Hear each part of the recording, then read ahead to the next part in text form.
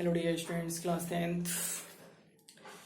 Today I am going to teach you history lesson 4. Okay. History lesson 4 में आप लोगों को short answer very short answer question लिखा दिया गया था 1 to 30 एंड आफ्टर दैट इसमें शॉर्ट आंसर क्वेश्चन है 1 to 12 है, बट इसमें से इम्पोर्टेंट क्वेश्चन को मैं लिखाऊंगा। इम्पोर्टेंट क्वेश्चन को आप लोग नोट करेंगे।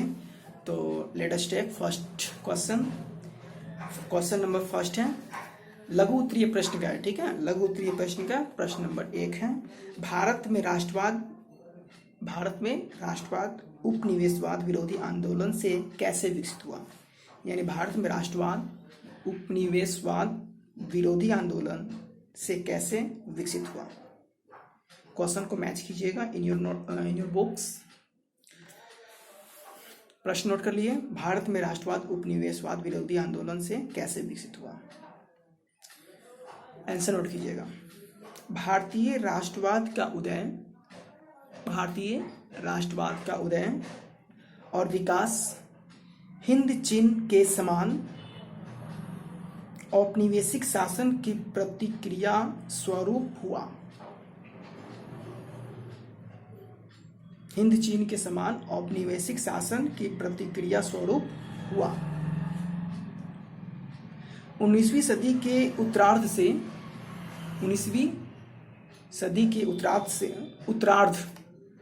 उत्तरार्ध आप लोग ऐसे लिखेंगे, देख लीजिए।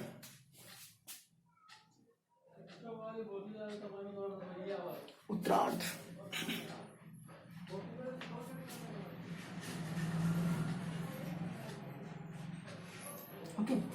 उत्तरार्ध से औपनिवेशिक राज की प्रशासनिक, यानी 19वीं सदी के उत्तरार्ध से औपनिवेशिक राज की प्रशासनिक आर्थिक और अन्य नीतियों के विरुद्ध असंतोष की भावना बलवती होने लगा। यद्यपि 1857 के विद्रोह के पूर्व भी अंग्रेजी आधिपत्य के विरुद्ध क्षेत्रीयता के आधार पर औपनिवेशिक शासन का विरोध किया गया था, परंतु राष्ट्र की अवधारणा और राष्ट्रीय चेतना का विकास 19वीं सदी के उत्तरार्ध उपनिवेशवाद विरोधी आंदोलन से हुआ।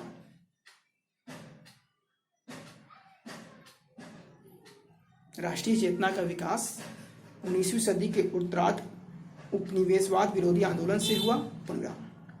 प्रश्न नंबर 2, प्रथम विश्व युद्ध ने भारतीय राष्ट्रीय आंदोलन को किस प्रकार बढ़ावा दिया। प्रथम विश्व युद्ध ने भारतीय राष्ट्रीय आंदोलन को किस प्रकार बढ़ावा दिया। उत्तर नोट कीजिएगा। प्रथम विश्व युद्ध 20वीं शताब्दी के यूरोपीय इतिहास की एक महत्वपूर्ण घटना थी। यह युद्ध औद्योगिक क्रांति के परिणाम स्वरूप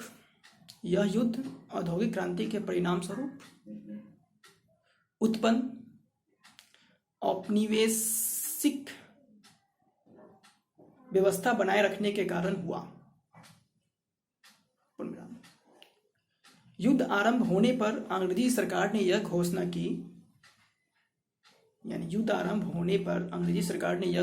की कि ब्रिटिश सरकार का उद्देश्य भारत में एक उत्तरदायी शासन की स्थापना करना है।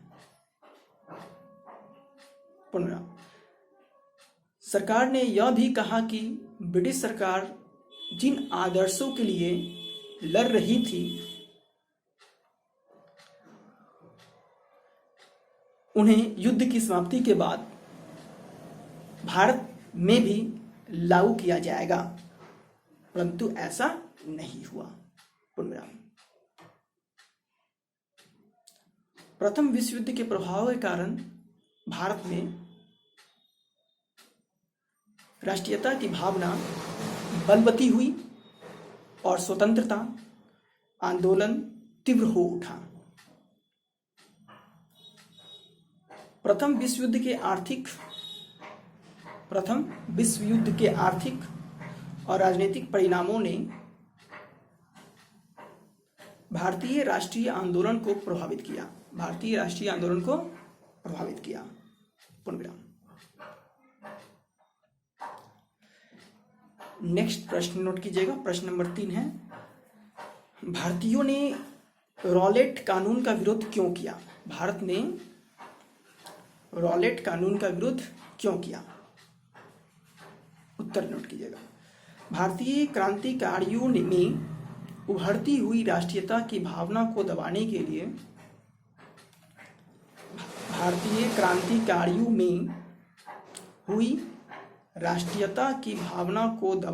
लिए ब्रिटिश सरकार ने न्यायाधीश सर सिडनी रॉलेट की अध्यक्षता में ब्रिटिश सरकार ने न्यायाधीश सर सिडनी रॉलेट की अध्यक्षता में आयोग का गठन किया। पूर्णविराम। भारतीय नेताओं के विरुद्ध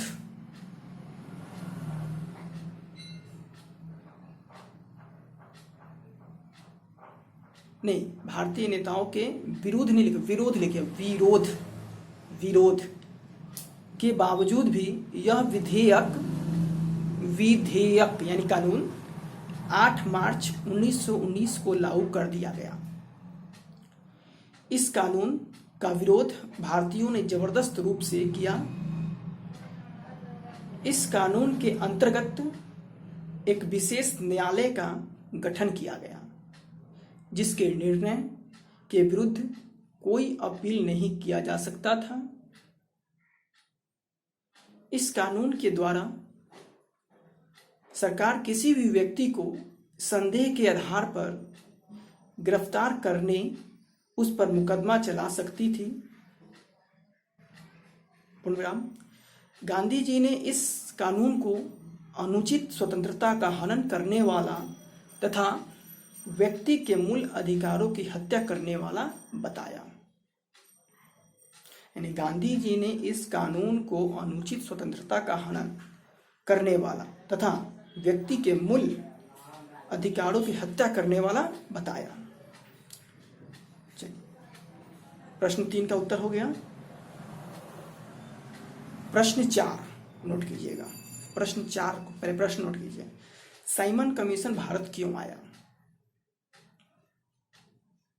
भारतीयों में इसकी क्या प्रतिक्रिया हुई?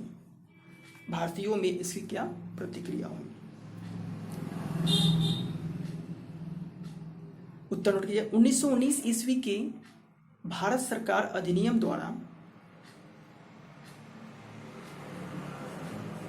स्थापित उत्तरदायित्व शासन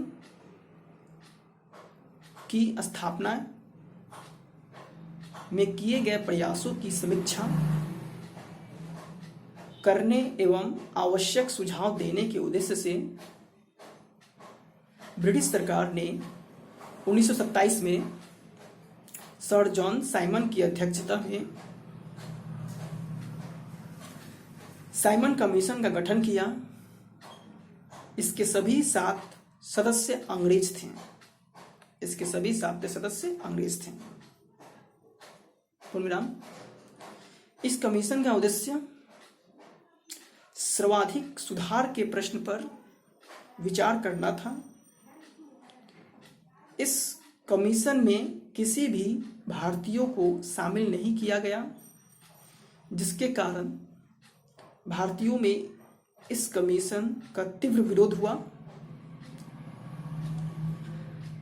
पूर्णविराम। भारतीयों में इसकी प्रतिक्रिया का एक और कारण यह था कि भारत के स्वशासन के संबंध में निर्णय विदेशियों द्वारा किया जाना था। विदेशियों द्वारा किया जाना था। पूर्णविराम 3 फरवरी 1928 को कमीशन के बम्बई पहुंचने पर, बम्बई जो आज मुंबई हो गया, बम्बई पहुंचने पर इसका स्वागत हड़ताल, प्रदर्शन और काले झंडों से हुआ तथा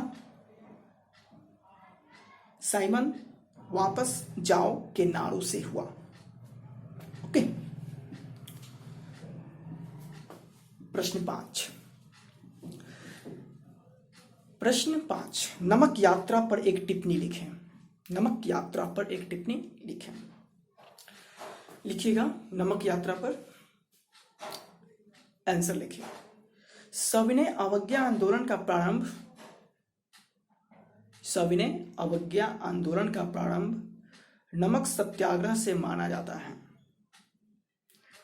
नमक कानून, पूर्णविराम देखिए लिखेंगे, नमक कानून भंग करने के लिए गांधी जी ने दांडी को चुना। गांधी जी ने नमक कानून भंग करने के लिए गांधी जी ने दांडी को चुना, जो साबरमती आश्रम से 240 किलोमीटर दूर थी, जो साबरमती आश्रम से 240 किलोमीटर दूर थी। गांधी अपने 78 विश्वस्त, गांधी जी अपने 78 विश्वस्त सहयोगियों के साथ 12 मार्च 1930 को साबरमती से दांडी यात्रा आरंभ की। पूर्णविराम। नमक यात्रा में गांधी जी के साथ सैकड़ों युवक, किसान, मजदूर, महिलाएं शामिल हो गए। पूर्णविराम।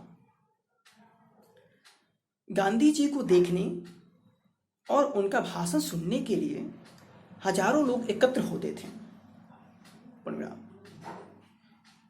24 दिनों की लंबी यात्रा के बाद 6 अप्रैल 1930 को गांधी दांडी पहुंचे। पूर्णविराम। वहां पहुंचकर उन्होंने समुद्र के पानी से नमक बनाकर अहिंसक ढंग से सरकार के नमक कानून को भंग किया। पूर्णविराम।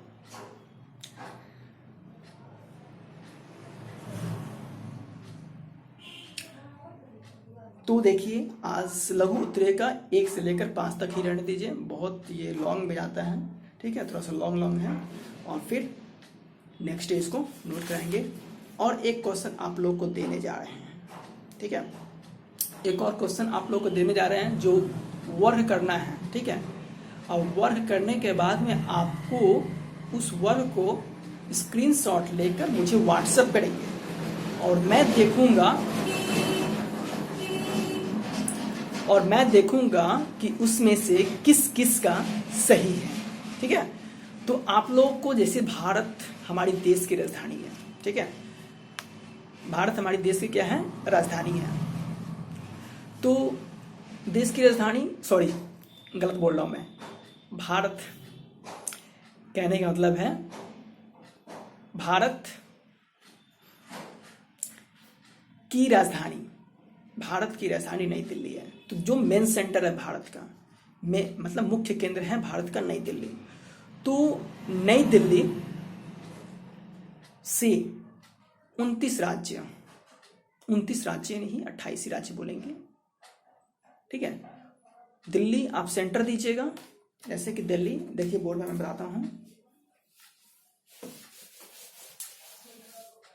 जैसे कि दिल्ली